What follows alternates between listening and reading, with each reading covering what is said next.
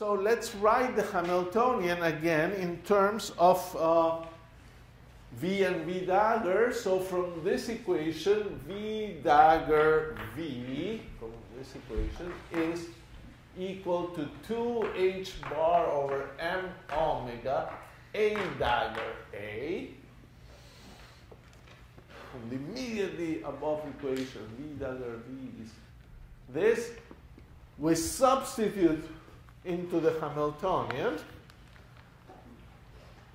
And the Hamiltonian becomes the nice object h bar omega A dagger A plus 1/2.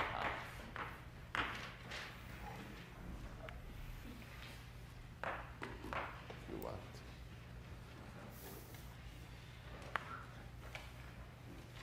All right, we did the hard work of factorization. We have to show what's good for. Well, in fact, we're going to be able to solve the harmonic oscillator without ever talking about differential, almost ever talking about differential equation. Well, in fact, we will not talk about the second order differential equation. Thanks to our great work here, we will have to talk about a first order differential equation, and a much simpler one, and only one, not for n, 1, 2, 3, infinity, and infinite number of polynomials.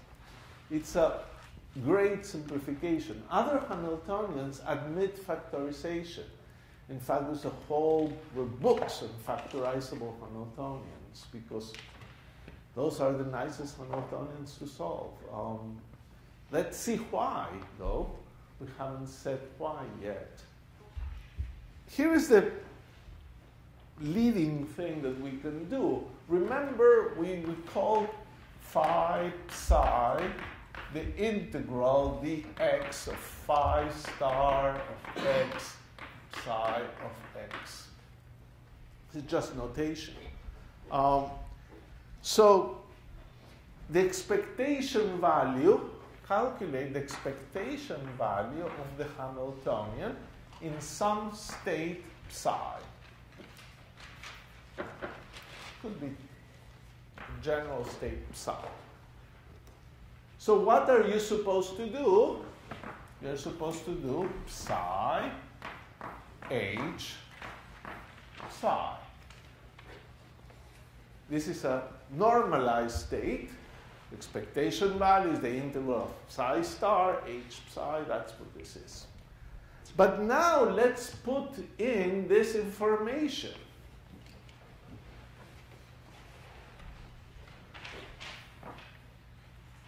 And the expectation value of this would be psi h, well, let me do it this way. H bar omega, well, let's go slow. Psi h omega A dagger A psi plus h omega over 2 psi.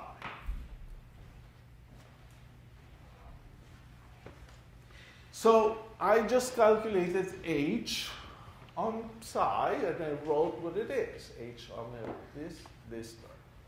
So this is two terms, h omega psi A dagger A psi plus h omega over 2 psi psi.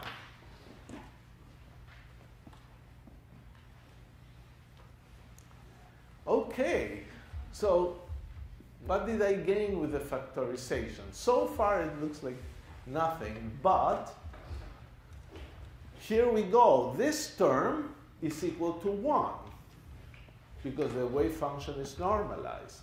And here I can do one thing. I can remember my definition of a Hermitian conjugate. I can move an operator and put its Hermitian conjugate on the other side. So think of this operator, A dagger. A dagger is acting on this wave function. What is A dagger? Is this, and P is h bar over I ddx. So this You know how to act. But if a dagger is here, I can put it on the first wave function, but I must put the dagger of this operator. And the dagger of a dagger is a. So this is h omega, a psi, plus h omega over 2. Now here comes the next thing. If this is an inner product, any phi is greater or equal than 0, because you would have phi star phi, and that's positive. So any of that integral is greater or equal than 0. And look, here you have some function, but here the same function. It is this case. That thing is greater or equal than 0.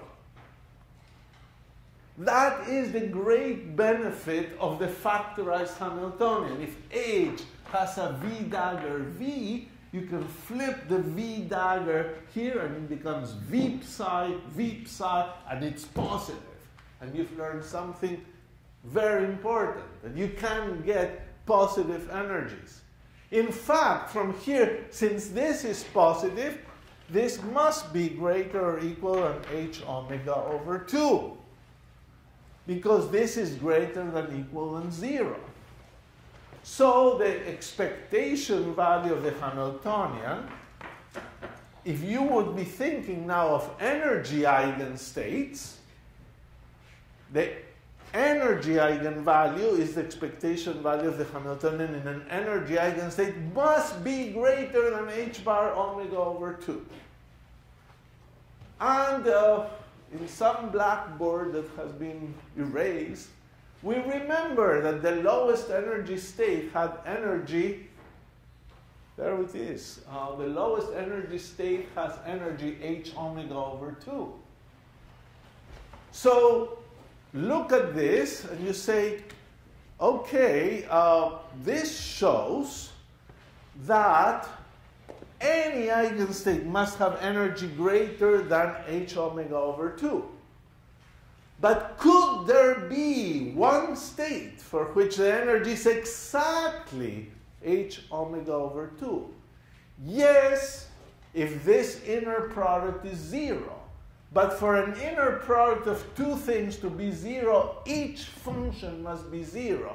So, from this we conclude that if there is a ground state, it's a state for which a phi, or a psi, is equal to 0.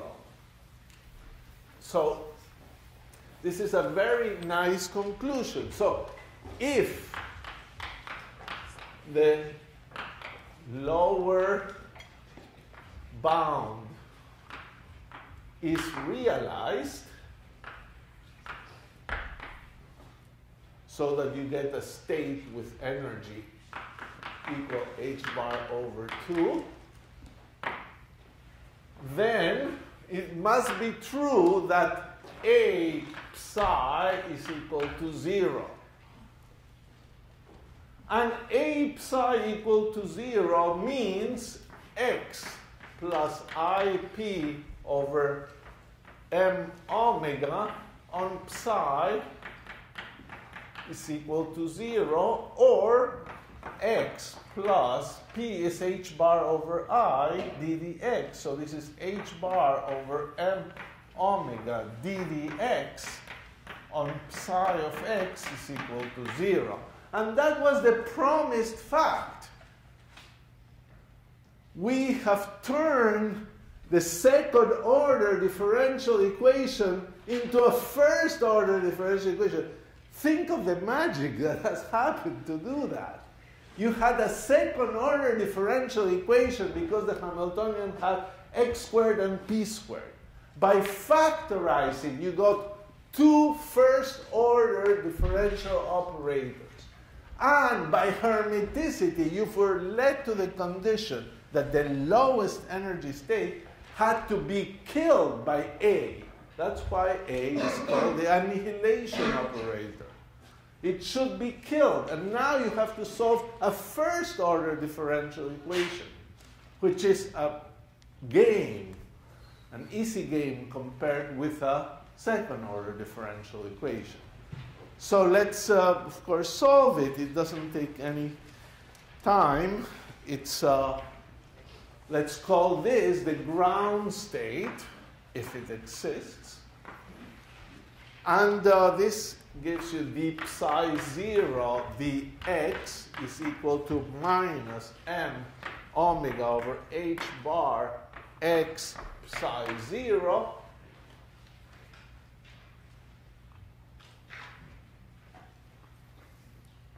This can be integrated easily, or you can guess the answer. It's an exponential. Anything that differentiated gives you x times the same function is an exponential. E to the minus m omega 2h squared x squared is the solution. Psi 0 of x equal to some number times that. This was, the number is the Hermite polynomial sub-zero, and that exponential is the exponential we wrote a few blackboards ago. It's a good exponential. It's a perfect Gaussian. It's our ground state. N0, if you want to normalize it, N0 is equal to m omega over pi h bar to the 1/4. And that is the ground state, and it has energy h omega over 2. You could see what the energy is by doing this very simple calculation. Look, get accustomed to these things. H and psi 0. What is H? Is h omega a dagger a plus 1/2 acting on psi 0. The A acting on psi 0 already kills it, because that's the defining equation. So that's 0, and you get 1/2 h bar omega, confirming that you did get this thing to be correct. So this is only the beginning of the story. We found the ground state, and now we have to find excited states. Let me say a couple of words to set up the discussion for next time. The excited states appear in a very nice way as well. So, first a tiny bit of language of h bar is equal h omega. A dagger A is usually called the number operator. We'll explain more on that next time. So, n number operator is A dagger A. It's a Hermitian operator. And it's pretty much the Hamiltonian. It's the number, it's called. Why is it called the number is what we have to figure out. It is a counting operator. It just looks at the state and counts things. So what does this give us? Well, we also know that the number operator kills phi 0, because A kills psi 0. A kills it. So that's what we have. So we did say that A was a destruction operator, annihilation operator, because it annihilates the ground state. So if A annihilates the ground state, A dagger cannot annihilate the ground state. Why? Because A dagger with A commutator is equal to 1. Look at this. This is A dagger minus A dagger A. Act on the ground state. That's it. Now this term kills it. But this term better not kill it because it has to give you back the ground state if this is true and this is true. So a dagger doesn't kill the ground state. Since it doesn't kill it, it's called a creation operator. So you have this state, but now there's also the state a dagger acting on the vacuum. And there's the state a dagger acting on the vacuum, and all those.